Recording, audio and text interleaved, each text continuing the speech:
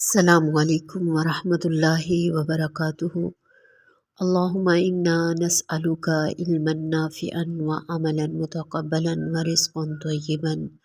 ربی اشرح لی صدری ویسر لی امری واحلل عقدۃ من لسانی یفقہوا قولی۔ اعوذ باللہ من الشیطان الرجیم، بسم اللہ الرحمن الرحیم۔ ان الذین آمنوا، بے شک وہ لوگ جو ایمان لائے، والذین ہادوا، اور وہ لوگ جو یہودی ہوئے، والنصارى، اور عیسائی، والسابئین، اور سابی، من آمن باللہ، جو ایمان لے آئے اللہ پر، والیوم الآخر، اور نیک آخرت کے دن پر، وعامل صالحا، اور نیک عمل کرے، فلہم، تو ان کے لیے، اجرہم، ان کا اجر ہوگا، عند ربہم، ان کے رب کے پاس، ولا خوف علیہم، نہ کوئی خوف ہوگا ان پر، ولا ہم یحزنون، اور نہ وہ غمگین ہوں گے۔ اس سے پہلے چونکہ نافرمانوں کے عذاب کا تذکرہ جو تھا وہ ہم نے پڑھا، اس کا کردار، ان کے اعمال جو ہے وہ شریعت کے مطابق نہ تھے، ایک کردار پیش کیا گیا، اس جیسا کردار رکھنے والے جو ہے وہ پکڑے گئے۔ وَضُرِبَتْ عَلَيْهِمُ الذِّلَّةُ وَالْمَسْكَنَةُ وَبَاءُوا بِغَضَبٍ مِّنَ اللَّهِ، کہ اگر کوئی شخص اس کردار سے بچنا چاہتا ہے، ان کے بارے میں اللہ رب العزت اس آیت کریمہ میں بتا رہے ہیں کہ کامیابی کا اصول جو ہے وہ کیا ہے۔ کوئی گروہ، کوئی قوم جو ہے وہ کسی گروہ کی وابستگی پر نجات نہیں پا سکتی۔ ایمان والے مراد امت محمدیہ ہے، ہادو جو یہودی ہوئے۔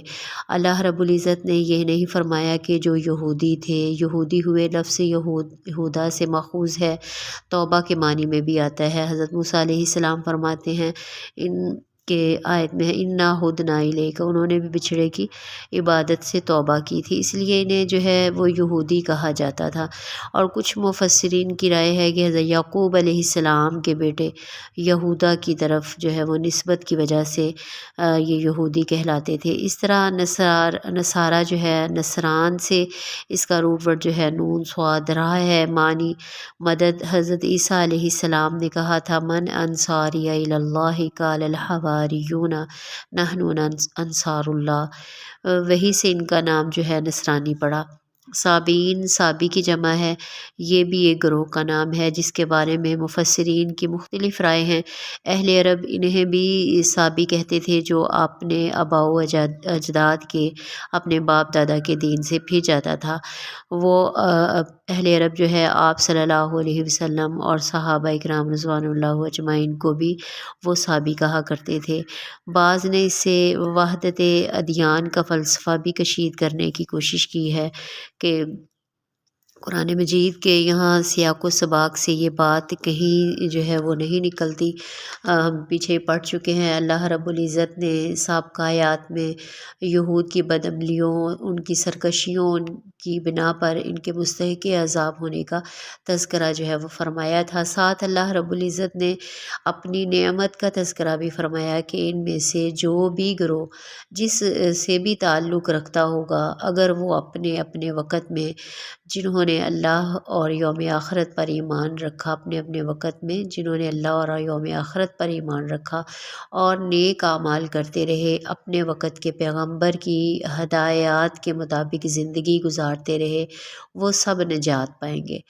نبی کریم صلی اللہ علیہ وآلہ وسلم کی بعثت سے پہلے والے لوگ، یعنی یہ آپ صلی اللہ علیہ وسلم ابھی مبعوث نہیں ہوئے تھے، اس سے پہلے جو یہودی ہیں، عیسائی ہیں، وہ اگر اپنے اپنے زمانے کے جو انبیاء کرام ان پر آتے رہے، ان پر ایمان لاتے رہے، ان عمل صالح کسی زندگی بسر کرتے رہے تو وہ نجات پا جائیں گے۔ لیکن آپ کی آمد پر، آپ کی بعثت پر نبی کریم صلی اللہ علیہ وسلم نے فرمایا، قسم ہے اس ذات کی جس کے ہاتھ میں میری جان ہے، میری اس امت میں سے جو شخص بھی میری بات سن لے، وہ یہودی ہو یا عیسائی ہو، پھر وہ مجھ پر ایمان نہ لائے تو وہ جہنم میں جائے گا۔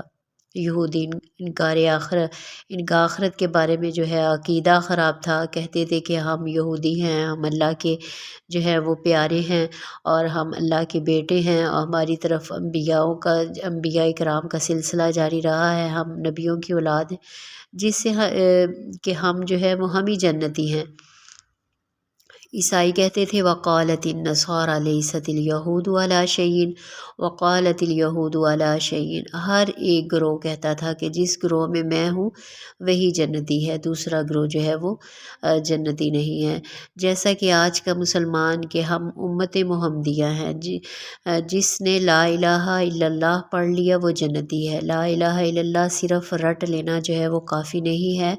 اللہ رب العزت نے قرآن مجید میں جہاں بھی ارشاد فرمایا ان الذین آمنوا وعملوا الصالحات جو ہے یہ فرمایا ہے، عمل صالح کا ذکر کیا ہے، عمل صالح کا کردار جو ہے وہ یہ پیش کرنا پڑے گا، لا الہ الا اللہ کے تقاضوں کو نبھانا پڑے گا، یا یوں سمجھیے کہ قبر میں 3 سوال پوچھے جائیں گے جس کے جواب مجھے اور آپ کو آج فر آتے ہیں، مگر قبر میں وہی بول سکے گا جس نے اس کے مطابق اپنا کردار بنایا ہوگا، اللہ کو ایک مانا ہوگا، نبی کی شریعت پر عمل کیا ہوگا۔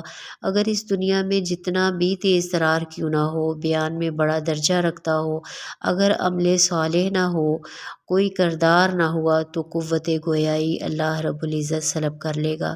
جو گروہ کہیں سے بھی آیا ہو، جب وہ اللہ اور اس کے رسول پر ایمان رکھ کر عمل صالح کرے گا تو اللہ رب العزت فرماتے ہیں کہ نہ ان پر خوف ہوگا اور نہ ہی وہ غمگین ہوں گے۔ صرف الذین آمنوا کافی نہیں ہے، عمل سے زندگی بنتی ہے، جنت بھی جہنم بھی، یہ خاکی اپنی فطرت میں نہ نوری ہے نہ ناری۔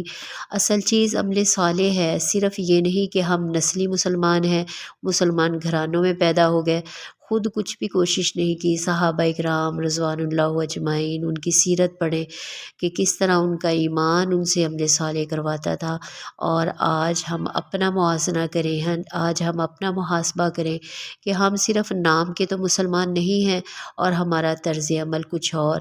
اس آیت کریمہ میں اللہ رب العزت نے واضح کر دیا کہ کسی کی نجات کسی خاص گروہ میں ہونے کی وجہ سے نہیں، نجات کا انحصار ایمان کے ساتھ عمل صالح کے ساتھ ہے۔ ان الدین عند اللہ الاسلام، بے شک اللہ کے نزدیک دین اسلام ہی ہے۔ جب انسان اسلام میں داخل ہو جاتا ہے اور اسلام کی حدیں، اس کے قوانین پر عمل پیرا ہونا ہی جو ہے وہ نجات کا باعث ہے۔ واللہ عالم۔ اللہ تعالیٰ سے دعا ہے کہ اللہ تعالیٰ اس قرآن کے ساتھ جوڑے رکھے، اس پر عمل کرنے کی توفیق دے اور خاتمہ بالایمان فرمائے۔